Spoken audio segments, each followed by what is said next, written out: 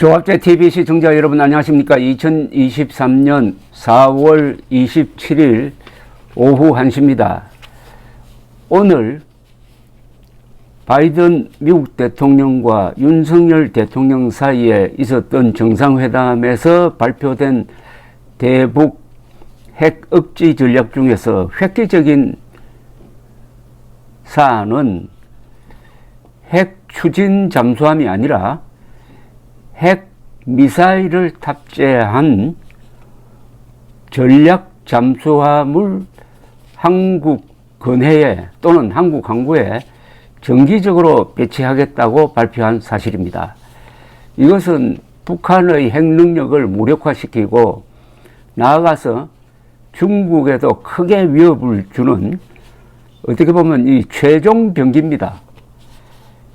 핵 잠수함을 전략 핵 잠수함이라고 하기도 하고 또는 SSBM이라고 하기도 합니다. 여기서 SS는 Ship Submarine이란 뜻이고 B는 발리스틱 미사일의 발리스틱 즉 탄도 미사일이란 뜻이고 N은 뉴클리어 핵이란 뜻입니다. SSBM이라고 약칭을 하는 미국이 가진 전략 핵 잠수함은 모두 14척입니다. 오하이오급이라고 합니다. 오하이오급 전략 핵 잠수함이 14척인데 한 척이 크기가 18,000톤입니다. 18,000톤이라면은 뭐 화물선으로도 써도 굉장히 큰데 잠수함이 이렇게 크다 이거죠. 길이가 한 170m, 폭이 13m 되는 이 잠수함에는 20개의 미사일 발사 장치가 있습니다. 20개의 미사일 발사 장치가 있는데 트라이던트 2라는 미사일을 20개 정도를 운반하고 있다는 얘기겠죠. 트라이던트 2 미사일은 핵탄두를 운반할 수가 있습니다. 핵탄두는 소형 전술핵도 있을 것이고 수소폭탄급의 전략 핵탄두도 있을 것이니까 다양한 형태의 핵 투발 능력을 가지고 있습니다. 그리고 이런 잠수함은 탐지가 불가능합니다. 사실상 탐지가 불가능합니다. 그래서 냉전시대 때 미국이 가지고 있는 대소 억지력 중에서 가장 중요한 게 이 바로 핵 전략 잠수함이었습니다. 핵 전략 잠수함이 지금 어디에 있느냐 하는 것을 파악하기 위한 정보전이 치열하게 벌어졌습니다. 잠수함 한 척이 보통 핵 보유국의 전체의 파괴력과 맞습니다. 이 단순 계산으로 오하이오급 전략 핵 잠수함에 20개의 트라이던트 2 미사일이 배치되고 한 미사일당 핵폭탄 8개를 쏠 수가 있습니다. 그러면은 160개의 핵폭탄을 쏠 수 있으니까 이거 한 척만 해도 북한이 가지고 있는 핵 능력을 다 합친 것보다도 더 강력하다 이겁니다. 그런데 이걸 앞으로 바이든 대통령이 직접 이야기했습니다. 바이든 대통령이 직접 이야기했다는 게 중요합니다.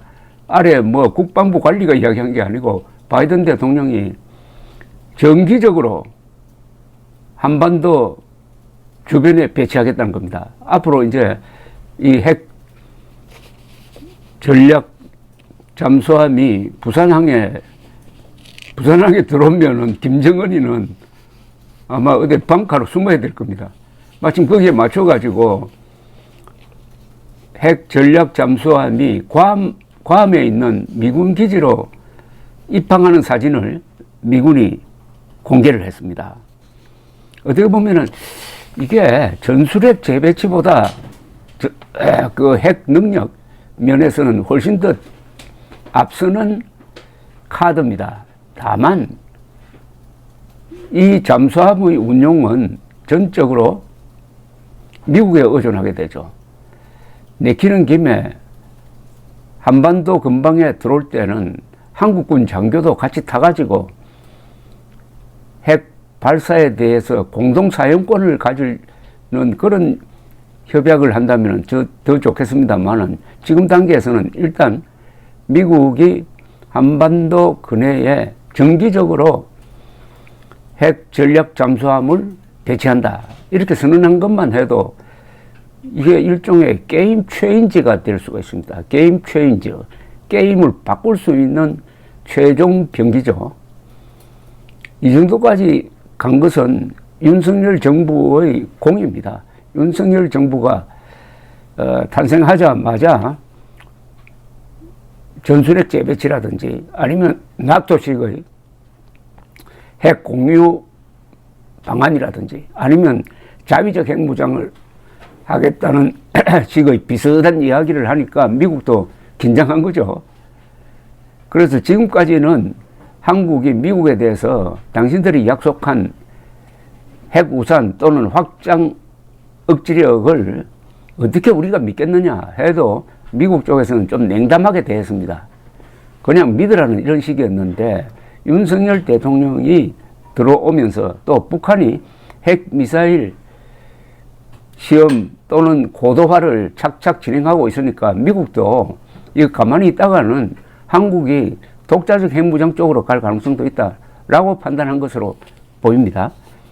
이번 윤석열 대통령의 국빈 방미의 가장 큰 그리고 가장 구체적인 성과는 바로 이 전략 핵 잠수함 정기 배치 또는 거의 상시 배치라고 해도 되겠습니다. 상시 배치인데 지금 가동 중인 게 14척이니까 14척이 주로 어디에 배치되어 있겠습니까? 아마 태평양에 많이 배치되어 있겠죠.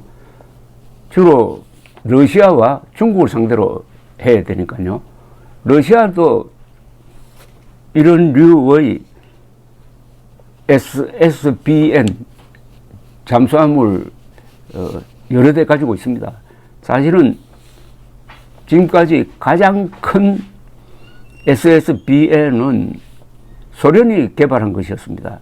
타이푼이라고 불리는데 이건 한 4만 톤 되었습니다. 4만 톤. 거의 전함 크기의 SSBN을 만드니까 미국도 자극을 받아가지고 오하이오급을 만들었습니다. 한미연합사 작전 참모를 지낸 데이비드 맥스웰 아태 전략센터 부대표는 오늘 미국의 소리와 전화통화에서 이렇게 이야기를 했습니다. 전략 핵 잠수함의 정례적 한국 배치는 한국을 방어하기 위해 모든 군사력을 동원하겠다는 미국의 의지를 보여주는 신호다. 전략 핵 잠수함이 부산에 배치되면은 김정은이 오판할 경우 북한 정권을 끝장낼 수 있는 상당한 군사적 능력을 제공할 것이라고 확신한다고 말했습니다. 맥스웰 씨는 특히 핵 탄두를 탑재하고 대륙간 탄도 미사일도 발사할 수 있다는 점에 주목해야 한다고 했습니다. 이 SSBN은 전술핵만 쏠 수 있는 게 아니라 대륙간 탄도 미사일도 쏠 수가 있습니다. ICBM도 잠수함에서 쏠 수 있다 이거죠.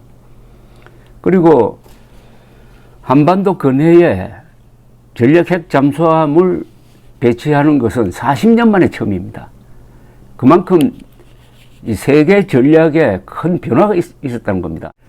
중국이 북한의 핵 미사일 개발을 방치를 하고 오히려 즐기면서 북한이 미국을 견제해 주도록 바랐는데 자극을 받은 미국이 아예 한반도 근해에 SSBN을 그것도 정례적으로 배치하겠다고 선언을 했으니까 지금 난감할 겁니다. 또 이게 대만 해협에 주는 시사점도 크죠.